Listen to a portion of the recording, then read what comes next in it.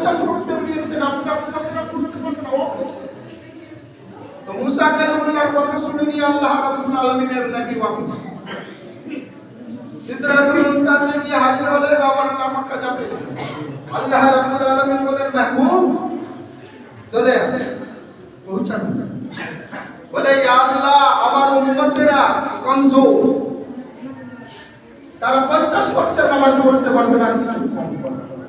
বলে, তওবা দিয়েছে, কিন্তু তওবা কম করা যায় না। বলে, আল্লাহ আমার উম্মতের জন্য ভারী পড়ছে, কিছু কম করে দিন। বলে, যা পাঁচ করে वापस থাকলো 45। এসে নিয়ে হাজির।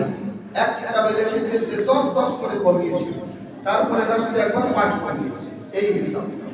কিন্তু আরেক কিতাবে পাওয়া যায় যে নবীকে 9 বার যাওয়া আসা হয়েছে। আর এটাই সবথেকে বেকার হয় যে 9 পাঁচে 45 ওয়াক্তের নামাজ ইমাম পড়েছেন, একবার 5 করে। রাওয়ীদের মধ্যে যাই হোক, তো আল্লাহ রাব্বুল আলামিন 9 বার নবীকে নিজের কাছে ডাকলেন আর ওয়াপস করলেন। যেমন আপনার সাথে কাউরির সাথে মহব্বত হয়, আপনার মহব্বতই কেমন? আপনার পোতার সাথে পত্নীর সাথে, নাতির সাথে নাতিনের সাথে যখন মহব্বত হয়ে যায়, আপনার ছেলে যদি চাকরিজীবী হয়, আপনার ছেলে যাবে কলকাতায় বা যাবে আপনার দিল্লিতে, তার সাথে আপনার বৌমা আছে, তার সাথে আপনার ছেলে আছে, পোতা আছে। যখন আপনি ওয়াকফ করাচ্ছেন রাস্তা থেকে, কামারটাকারী মানুষ যদি ওয়াকফ করে নিজের ছেলেকে যদি বিদায় দিতে যায়, আপনি চৌরাস্তা অবধি যাবেন, গাড়িতে বেটাকে চড়াবেন, কিন্তু বারবার বেটাকে চড়াচ্ছেন, তারপরে কথাকে বারবার বলে দিচ্ছেন, আবার মৃত্যু মাঝিয়ে দিয়ে দিচ্ছেন, আবার গাড়ি ছাড়াও দিয়ে আবার ধরে দিচ্ছেন ছেলেটাকে যে আমার কথা চলে যাচ্ছে, না জানি কতদিন পর আসবে নাকি। বেটা তো বলে হয়ে গেছে, ওর সাথে তার মহব্বত আছে, কিন্তু মহব্বতটা কোথায়? বেটার সাথে মহব্বত হয়ে গেছে, কারণ বেটার করলে মহব্বত। আপনি বারবার ছেলেটাকে দিচ্ছেন, আবার ওয়াপস করছেন।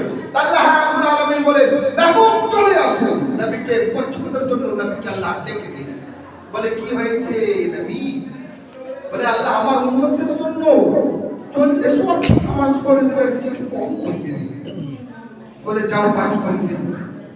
এইরকম করতে করতে দেখা গেল মুসা কালিমুল্লাহ বলেন যে আপনি ফেরাবার এতটাই আসলে। মুসা কালিমুল্লাহ লাস্ট ইনিও চাইছে যে আমি আল্লাহর দিদার করেছি তুর পাহাড়ে একবার, কিন্তু নবীর সাথে আল্লাহর দিদার হচ্ছে 9 বার, আর আমি মুসা কালিমুল্লাহ হয়ে নবী মুস্তাফার দিদার করে নিচ্ছি 9 বার। আমার আল্লাহ সুবহানাল্লাহ, সুবহানাল্লাহ, দিদার পেয়ে যাচ্ছি। বলে, নবীকে আমিও বারবার ওয়াপস করি। 9 পাঁচে 45 ওয়াক্তের কমিয়ে আসার পর যখন এসে হাজির হয়ে যায়, মুসা কালিমুল্লাহকে বলে, মুসা কালিমুল্লাহ বলে যে ইয়া রাসূলুল্লাহ, আপনার তো কমিয়ে নিয়ে আসলে 5 ওয়াক্তের কম থেকে গেল, এবার আবার যান না। বলে, ইয়া মুসা কালিমুল্লাহ, আমাকে যেতে আর ভালো লাগে না, বারবার যাব ভালো লাগে না, কেমন যেন লেগে যায়, আর যাব না। বলে, থাক আমার ওয়াক্তেরই থাক। আল্লাহ রাব্বুল আলামিন গায়বী আওয়াজ দিলেন, বলে, মাহবুব তোমাকে 50 ওয়াক্তের নামাজ দিয়েছি, আমি আল্লাহ 9 পাঁচে 45 ওয়াক্তের নামাজ কম করে দিয়েছি, কিন্তু নামাজ কম করেছি তোমার সওয়াব বরাবর করেছি। সুবহানাল্লাহ। বলে, তওবা তোমার কমই রাখলাম না, দেখো ঠিক কম হয়ে গেল, কিন্তু সওয়াব তোমার বরাবর থেকে গেল না, খুব সেটাই লিখে দাও। তো আল্লাহর রাসূলের সঙ্গে দিদার আল্লাহ রাব্বুল আলামিন মুহাব্বতে করেছেন 9 বার, আর আপনি আমি আল্লাহর সাথে দিদার করবেন। আসসালাতু মিনাজুল মুমিনিন, মুমিনদের মেরাজ হলো নামাজের মধ্যে। আজকে আপনি আমি নামাজ পড়তে এসেছি, নামাজ পড়বে, আপনি কার কথা বলেন, কার সাথে কথা বলেন? আল্লাহর সাথে। কার কথা বলেন? আল্লাহ। আপনি সূরা পাঠ করেন নাকি? সূরা ফাতিহা পড়েন না? নামাজ পড়বেন, সূরা ফাতিহা প্রথমে পড়বেন, সুন্নতে পড়বেন তো আপনারা নিজে, না আমি পড়াবো, আমি তো 2 রাকাত পড়াবো, বাকিটা তো আপনারা পড়বেন। তাই আপনি সূরা ফাতিহা বললেন, ইয়া আল্লাহর বাণী, আল্লাহর সাথে কথা বলছি, তারপরে সুন্নতকে মিলালেন, আল্লাহর কোরআন তেলাওয়াত করছেন, আল্লাহর সাথে কথা বলছেন, দুনিয়াবি কারোর সাথে নয়। আপনি ওই হাকিমের সামনে দাঁড়িয়ে কথা বলছেন, ওনাকে প্রশংসা করছে। আল্লাহ রাব্বুল আলামিন বলে, ও নবী, তোমার উম্মতিরা 5 ওয়াক্তের নামাজ যারা আদা করবে, আমার সাথে তাদের দিদারও 5 বার হবে।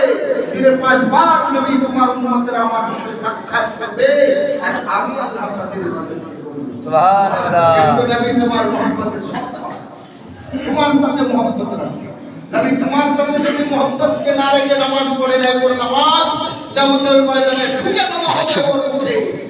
ও মাহবুব 6 মাসের রোজা দিয়েছিলাম, 1 মাসের রোজা দিলাম, একটা দিনের রোজা রাখবে, ওই রমজান মাসের রোজা 1 মাসের রোজা রেখে আমার পর 6 মাসের সমতুল্য সওয়াব হবে। সুবহানাল্লাহ। বলে মাহবুব শুধু একটাই লাগবে, তোমার সাথে মহব্বত। তোমার মহব্বতে যদি রমজানের রোজা রাখে, তোমার মহব্বতে যদি ইমাম বাবার ইবাদত করে, তোমার মহব্বতে রেখে দিয়ে আত্মীয়-স্বজনদের সাথে ভালোবাসা রাখে, তোমার মহব্বতের মতো মহব্বত রেখে শরীয়তের সাথে যদি মহব্বত রাখে, আমি আল্লাহ তাকে পরিত্রাণ দিয়ে দেব। আজকে যেমন ভারতের বুকে এসআইআর নিয়ে হলো বিভিন্ন রাজ্যে, আজকে পশ্চিম বাংলায় করেছে দেখি খুব ধুমধাম চালাচ্ছে। আরে এই কাগজে চলবে না, ওই কাগজে চলবে না। কালকে একটা ভিডিও দেখলাম,